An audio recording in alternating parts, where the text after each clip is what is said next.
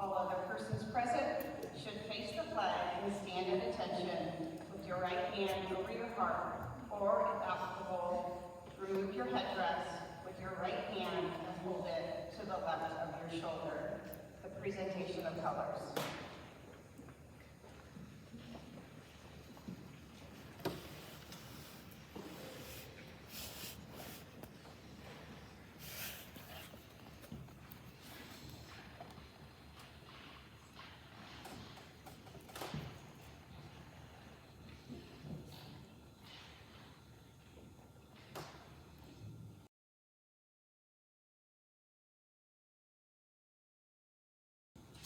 Sawyer Slaughter will be reading a poem called What the Flag Means to Me.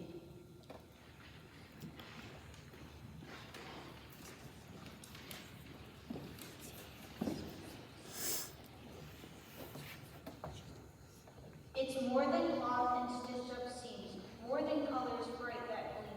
It's the memory of a younger man who swore an oath who took the stand. It's the faces I recall at dawn, some still here and some long gone. It's the sound of boots on foreign ground, the silent prayers where shots resound. It's the promise we all tried to keep through sleepless nights and tears we weep. It's freedom's breath, hard-earned and true, paid in red and white and blue. When I salute, I see it all. Pride, the pain, the rise, the fall. That flag still waves, and so do we, carrying its legacy. So when you see it touch the sky, know some gave all and none asked why. For to a vet that bears more, it's every life we fought for.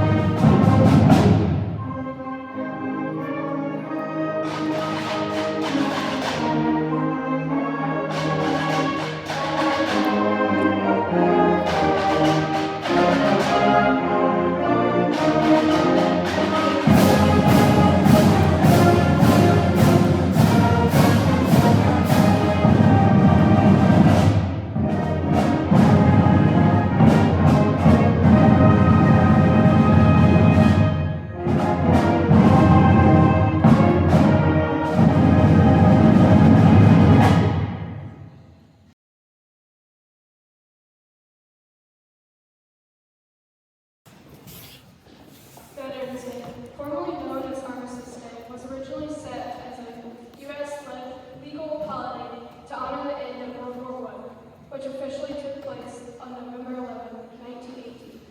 At the 11th hour on the 11th day of the 11th month, fighting between the Allied forces and Germany stopped, putting an end to the bloodshed of World War I. And legislation that was passed in 1938, November 11th was dedicated to the cause of world peace and to be hereafter celebrated and known as Armistice Day.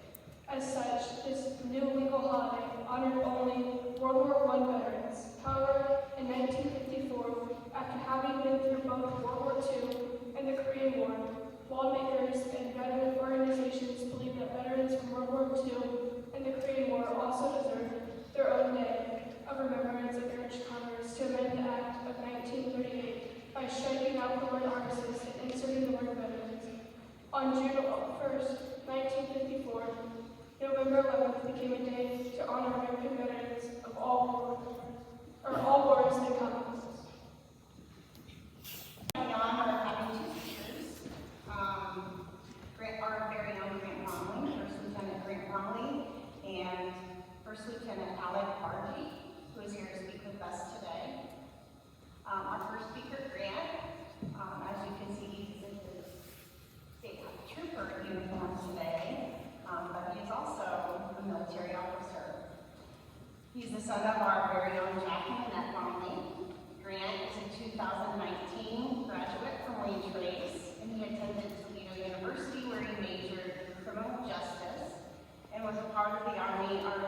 program there. He attended Sage Eagle training at Joint Base Fort Lewis McChord in Washington, and Cadet Base Camp at Fort Knox, Kentucky. He graduated and was commissioned a second lieutenant in 2023. He then attended and graduated from Military Police VOLC from Fort Leonard Wood, Missouri in March 2024. Attended the Ohio State Highway Patrol Academy and graduated from that in November 2024. And he is currently a platoon leader at the 838 Military Police Company and a state trooper for the Ohio State Highway Patrol. And I just want to say he graduated in 2019, and look at all he has accomplished in the 6 years. That's pretty remarkable. So we first like to welcome First Lieutenant Graham Connolly.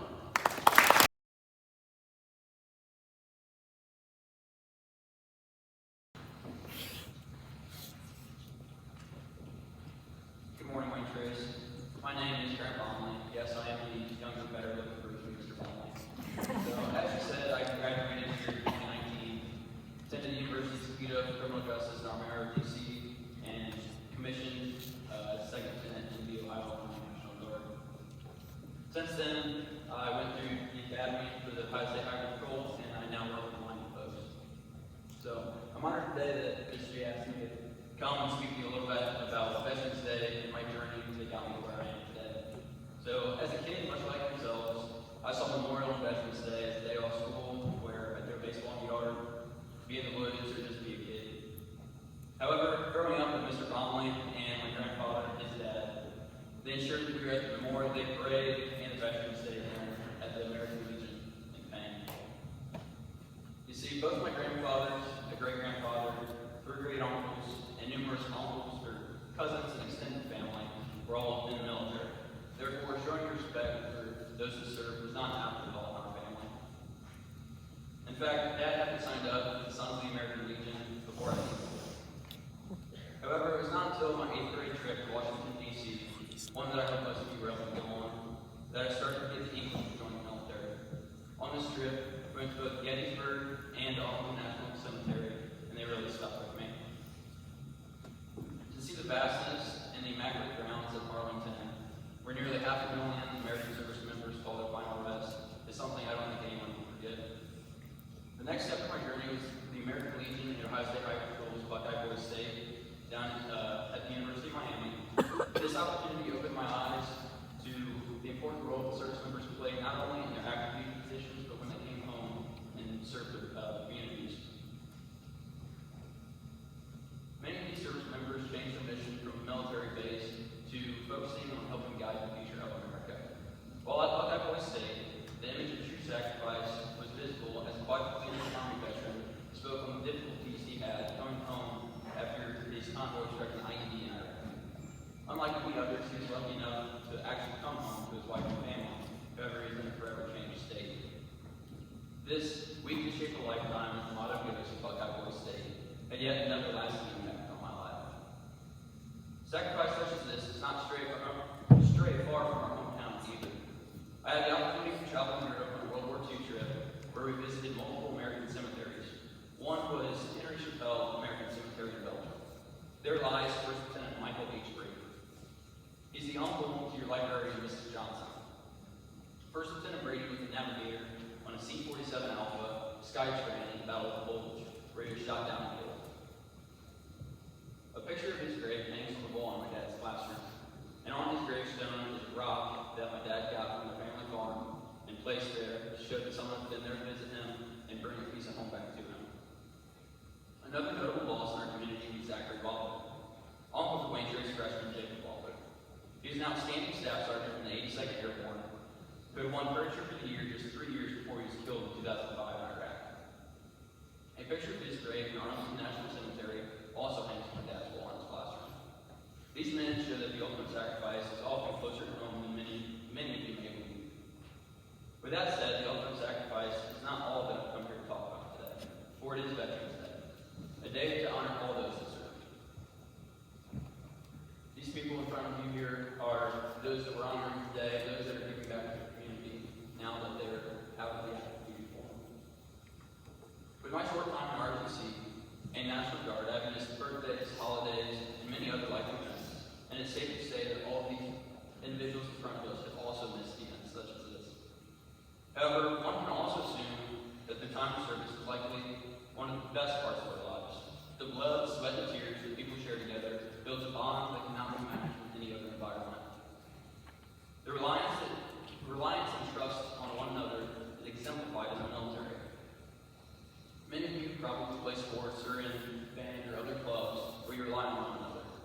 nothing beats that in the military. These bonds are part of what makes the military such a lethal fighting force. We as Americans are truly blessed as American freedom lives on. There's no other place in the world where people of any color, creed, or sex can coexist, work any job, raise a family, and truly chase that American dream. For this dream to continue, it takes men and women much like yourselves to carry the torch for the next generation. I have found my sense of duty as a military police officer in the Ohio Army National Guard and as a state trooper. I challenge all of you to find your sense of service in your own ways. To close, I'll leave you with a message from Ronald Reagan. He said, "Veterans know better than anyone else the price of freedom, for they suffer the scars of war. We can offer them no better tribute than to protect what they have won for us." So Veterans Day is a time to reflect and appreciate those who are willing to take up the cause and protect and defend what we love.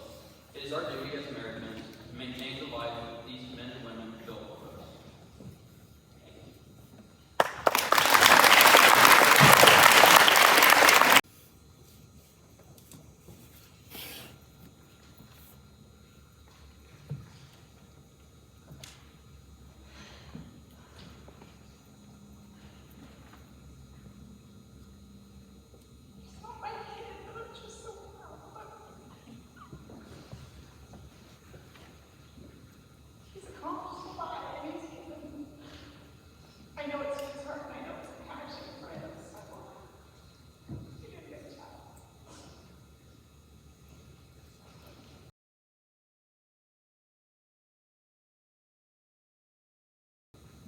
Okay, our next speaker is First Lieutenant Alec Hargy, who is a good friend of Grant's.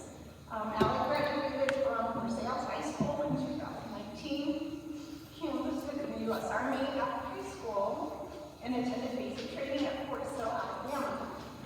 He received his combat medic training at Fort Sam Houston in Texas, and he used his skills and training as a medic for working at Diego Hospital. In 2022, he graduated from military general honors training at Columbus, Ohio. While in college, he was a member of the Army ROTC and attended cadet advanced course at Fort Knox, Kentucky. Commissioned in 2023 as a second lieutenant, he then attended infantry basic officer course. He is currently platoon leader at the 1st of the 145th Armored Regiment. Welcome, First Lieutenant Alec Hargy.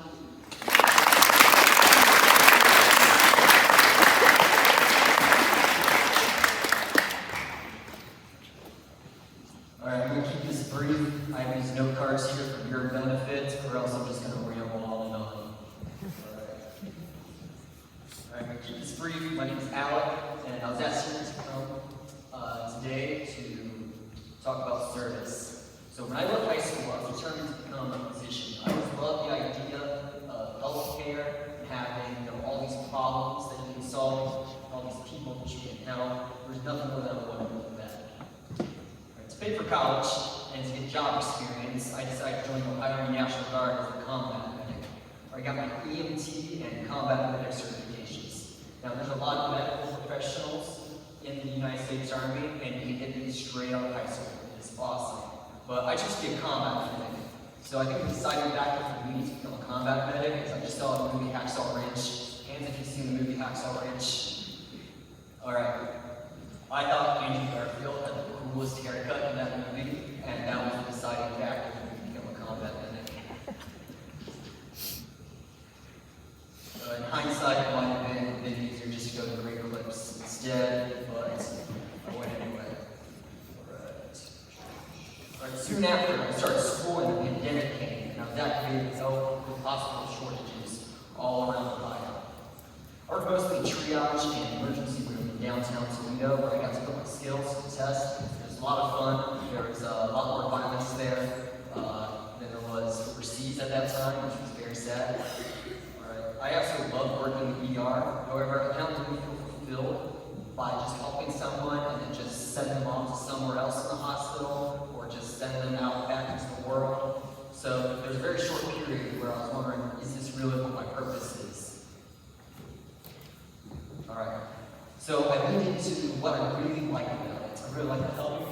and I like problem solving. So I leaned into that all the way, and I went to find more dynamic people and find more dynamic problems to solve. So after I graduated college with Lieutenant Colonel Bonley over there, I became an infantry officer in the Guard. And from there, I've had so many great opportunities to talk to other people within the Guard. I became an infantry officer, which basically means anything that happens on the ground, which is a lot in the Army, I get to deal with. Alright, so some of these units that I've been able to command or be attached to my platoon or company that I'm in charge of are infantry, sniper sections, scout platoons, mortars, fire support teams, drone units, Air Force evac teams, communication specialists, U.S. Army Rangers, helicopter crews, truck drivers, armorers, tactical refueling teams, rally fighting vehicles, and then once I had a tank platoon attached to me, which was a lot of fun. And of course, medics.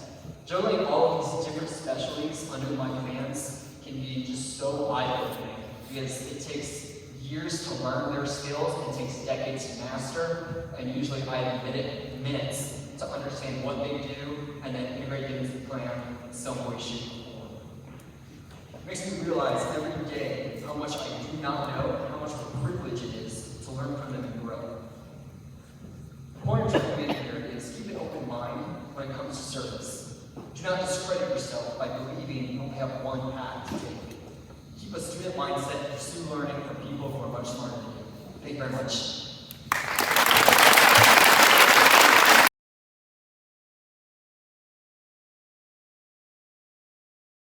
Thank you. At this time, we would like to take time to honor our veterans. We thank you for your attendance today, being a part of our program. Speakers, we're thankful you took time out of your day to be here. We greatly appreciate it as a staff and as a community. And Carrie, thank you for putting this program on. Each and every year, Carrie takes her time out of her schedule and puts this program together to give us this opportunity to come and gather. To honor, I use the word honor because of the fact those who went before us and those who allowed us the opportunity, the freedoms that we enjoy today. We thank you for your service. We thank you again for being here and being a part of this program. At this time, we would like to recognize each of you individually. So would you please stand when we call your name? Richard Reed, Army.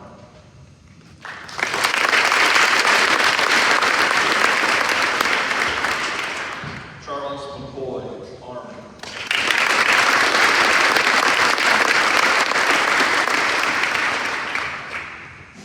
Denny Miller, Army.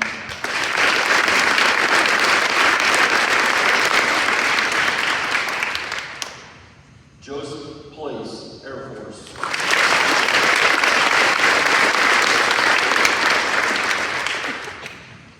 Carrie Goodekins, Army.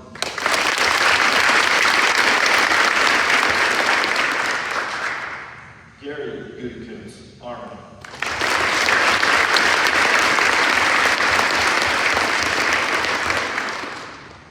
Eric Gross, Army.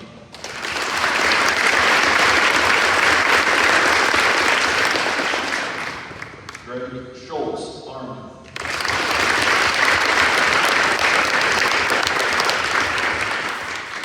Tim Baumley, Navy.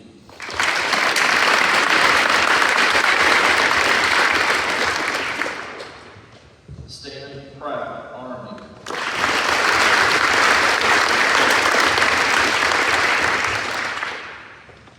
Roger Flynn, Army.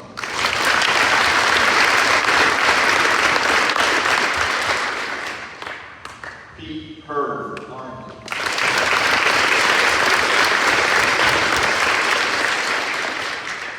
Stephen DeGroot, Army.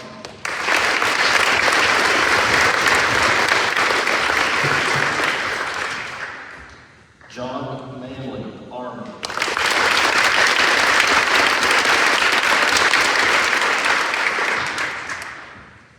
First Lieutenant Grant Bowman.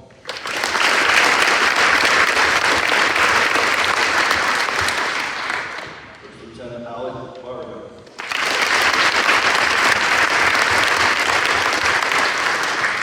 First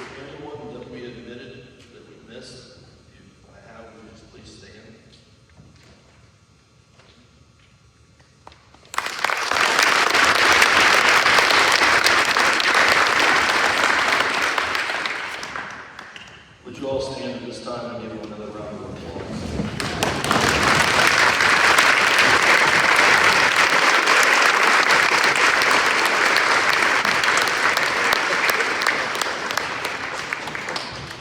You may be seated.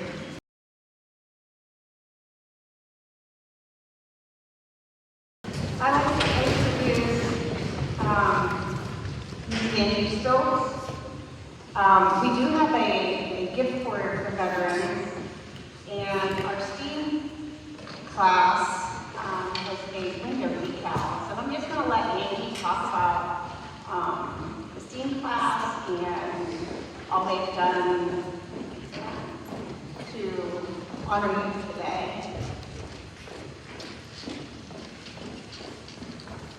It has been an absolute privilege for the past several years that the Wayne Trace Art Department and STEAM Center has been able to do several different activities to help recognize our veterans. With the help of the Ohio Arts Council, we were able to kick off the banner project. And even with those Paulding County winds, we still try to maintain those banners and keep them flying between Memorial Day and Veterans Day each year. We plan to, even though our grant cycle has ended, continue that to be able to recognize our neighbors, our parents, our grandparents, and our friends in the Paulding County area and the Wayne Trace community.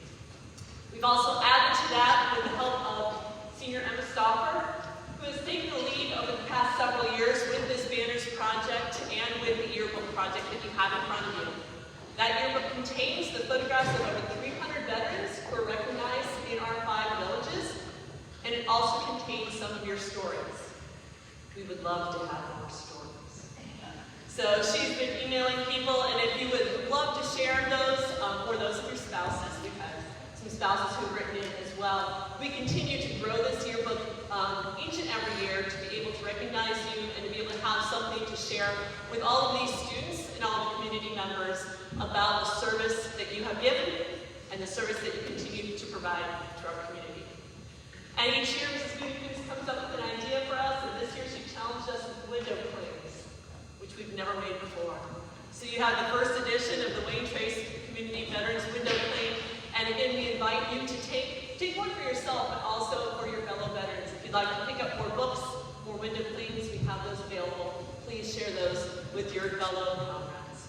So thank you once again. If I could have the Wayne Trace, the art technology kids who've been working on these veterans banners for the past couple of years, stand up. Any art tech kids who put together the files, printed the files, cut the files, trimmed the files, put up with Stokes as we're meeting deadlines.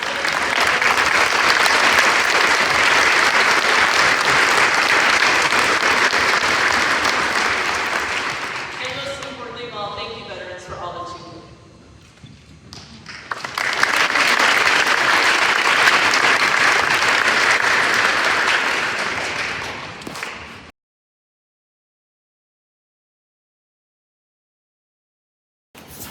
Next, I'd like to introduce Amy Slater. It's the poem titled The Flying Trace Coffin.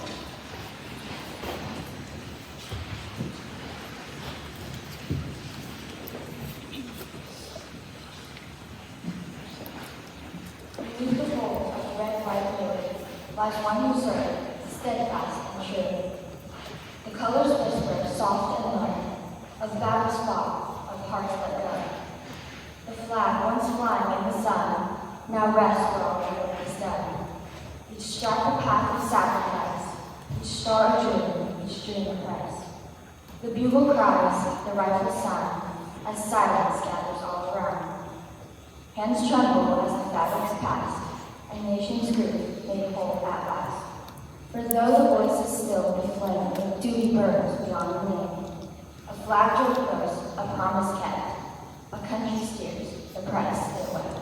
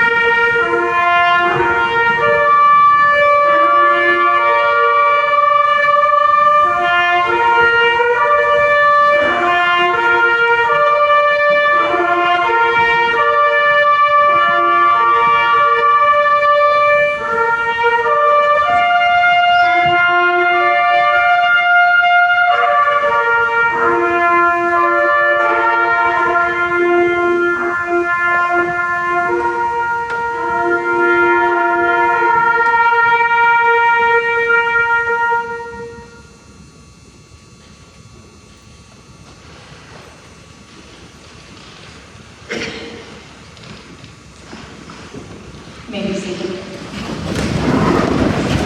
That concludes our Veterans Day service this year. We'd like to extend our thanks for veterans who come out and allow us to honor you. Veterans do not always want the recognition. They do it because they feel it in themselves to do that. They don't do it for honor or recognition or glory. They do it to serve their nation. And sometimes veterans are not okay with all of the attention. So thank you so much for allowing us to honor you today.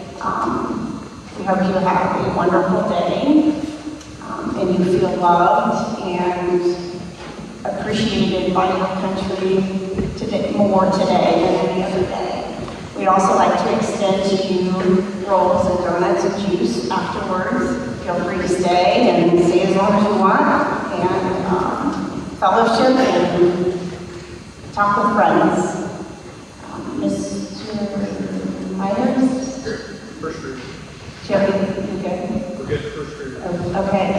Students, you're going to go to first period. Okay. Have a great day. Thank you.